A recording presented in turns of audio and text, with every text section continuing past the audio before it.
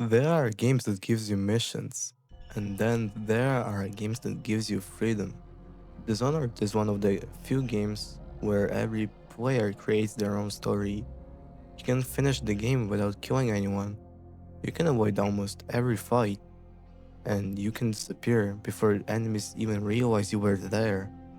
And somehow, that makes you feel more powerful than most action games ever could. More than a decade later, Dishonored still feels unique. Not because of graphics, not because of nostalgia, but because very few games trust the player the way Dishonored does. Today we're looking at why this game still holds up, why Gunvolt feels unforgettable, and why low chaos might actually be the best way to experience it. The first thing Dishonored does perfectly is the atmosphere. Gunvolt feels alive in the worst possible way. It's a city collapsing from disease, corruption, and fear. The rich hide behind walls and guards, while the poor die in the streets below. And the game constantly reminds you of that, because you hear coughing from windows, you see infected bodies in allies. Even the architecture feels oppressive. Everything is tall, narrow, industrial, and cold. The world of Dishonored feels believable because every part of it bears the same tone. The violent technology, the brutal military presence, the religious overseers, and the plague. Nothing feels disconnected here. And what really sells the atmosphere is the movement through the city itself. In low chaos, you spend more time observing and listening, watching patrol routes from the rooftops, sneaking through apartments while avoiding danger instead of charging into it. That slower pace makes Download feel even more immersive. You're not conquering the city, you're surviving inside of it. The main character of Dishonored is Corvo Atana, and he barely speaks. And that's important because Dishonored wants the player to define him. Some players become ghosts, never seen and never detected, while the other becomes an assassins that wipe out the entire levels. But low chaos changes the feeling completely. Instead of domination, the game becomes about the precision, patience, and control. Every guard becomes a puzzle instead of the target. You stop asking, how do I kill everyone? Instead, you ask, how do I get through this perfectly? That shift changes the entire experience, especially because the power supports stealth so well. The blink isn't about just teleportation. It changes how you see the level design. Suddenly, the rooftops become the pathways, and balconies become the shortcuts, while windows become the new entrances. And because the movement is so smooth, stealth feels satisfying instead of slow. That's why even simple actions in Dishonored feel cinematic. You're constantly planning your routes in your head and improvising, while escaping situations at the last second. The game makes you feel intelligent without needing scripted moments, and that's what makes this game so special. One reason Dishonored still feels modern is because the powers aren't just combat tools, they're creativity tools. Blink alone is one of the best movement abilities ever made, because it's simple, instant, and perfectly responsive. And because of it, Traverso becomes fun by itself. Then there's a Dark Vision, which completely changes the stealth gameplay. Instead of reacting to enemies, you predict them. You study patrols, plan their movement, and find their openings. And Low Chaos turns all of this into a strategy instead of a panic. Bend time is where things become almost unfair. Freezing time to sneak past enemies feels incredible, especially when combined with Blink. And Possession might still be most immersive ability in the entire game. Turning into a rat to enter hidden pathways never stop being satisfying. What makes these powers special is that they encourage experimentation. The game rarely tells you exactly what to do. It simply gives you tools and trusts you to figure out something clever. That design philosophy is why people still replay this game today. If the powers are the heart of Dishonored, then the level design is the soul. Every mission feels handcrafted around the player's freedom. Take the Golden Cat for example. You can sneak through rooftops, use hidden entrances, or move directly through the building without anyone noticing. Then there's Lady Boyle's last party. Still one of the greatest stealth levels ever made, a masquerade party filled with guards, nobles, and hidden information. And what makes it brilliant is how calm it feels. You aren't forced into combat, you blend into crowds, listen to conversations, and slowly uncover your target. The mission feels like a social manipulation than assassination. And Lokios enhances that feeling. You become less of a killer and more like a shadow moving through the world. The game constantly rewards curiosity. Hidden nodes, alternate paths, secret apartments, locked rooms. Every level feels layered, and because of that, replayability becomes endless. Most modern games guide players through one intended path, while Dishonored gives you possibilities. Low Chaos doesn't just change the gameplay, it changes the entire tone of the story. The world becomes slightly less hopeless, characters trust Corvo more, Emily becomes more optimistic, even the ending feels calmer. And what's interesting is that Dishonored never truly labels low chaos as good.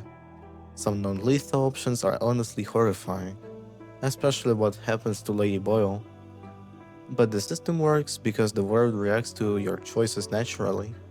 Violence creates instability, fear spreads, the plague worsens, and the city reflects that. What makes low chaos interesting is the restraint it requires.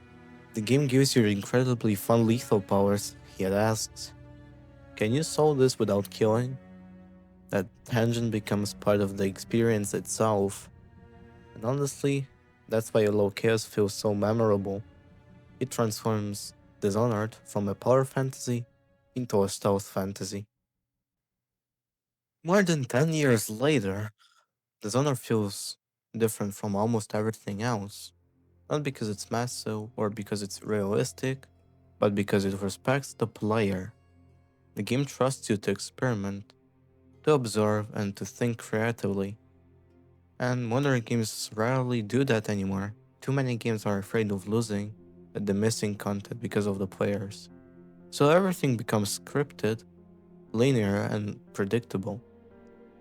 But Dishonored embraces unpredictability and it wants players to discover things naturally, to create their own stories, and Low Chaos shows that philosophy at its best, not through destruction but through mastery, and the feeling of clearing an entire mission unseen, never touching combat or never triggering an alarm, still feels incredible. And maybe that's why Dishonored aged so well, because great player freedom never becomes outdated. Dishonored isn't just a stealth game, it's a game about creativity, patience, and freedom, and also trust between the developer and the player. Even today, very few games capture the same feeling of disappearing into a world and solving problems your own way, and that's why people still remember Dunwall. Not because it was safe, but because it felt alive. And honestly, we need more games like that. It was Timeline, and this was my first video on this channel, so be sure to like and subscribe. Now enjoy watching the rest. That Galvani is a leech. A doctor, they call him now. Get into his office and you can find out what happened to my man who vanished.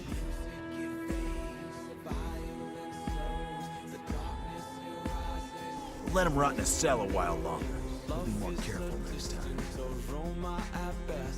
A withering smile that's stuffed deep in your vest.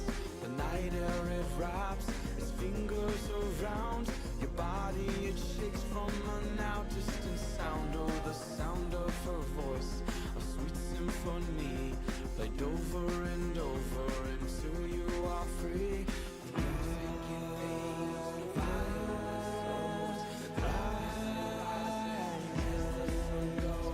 So you've lost it all. Ruined at last. Lord Regent, Royal Spy Master, Hiram Burrows. You small, worried man. You'll never know how many times I've thought about trying to get close to you again. Just to put a piece of sharp metal in your eye. But now there's no need.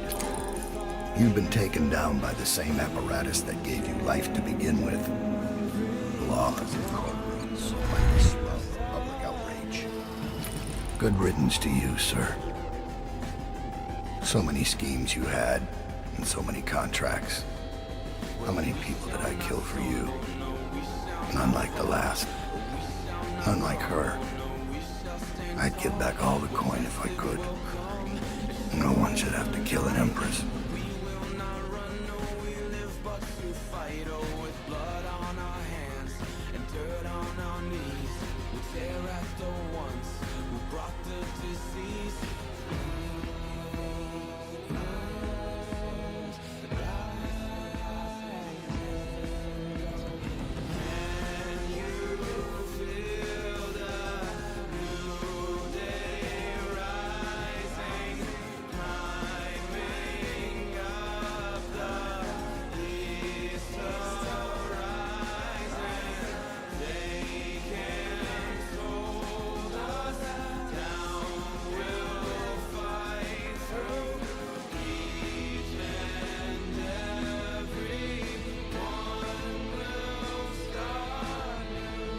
So ends the interregnum, and now Emily Caldwin I will take her mother's throne after a season of turmoil.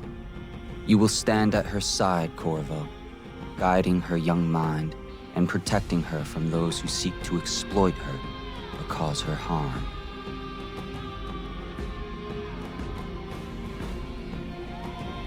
You watched and listened when other men would have shouted in rage. You held back instead of striking. So it is, with the passing of the plague and Emily's ascension, comes a golden age brought about by your hand. And decades hence, when your hair turns white and you pass from this world, Empress Emily, Emily the Wise, at the height of her power, will lay your body down within her mother's great tomb, because you are more to her than royal protector. Farewell, Corvo.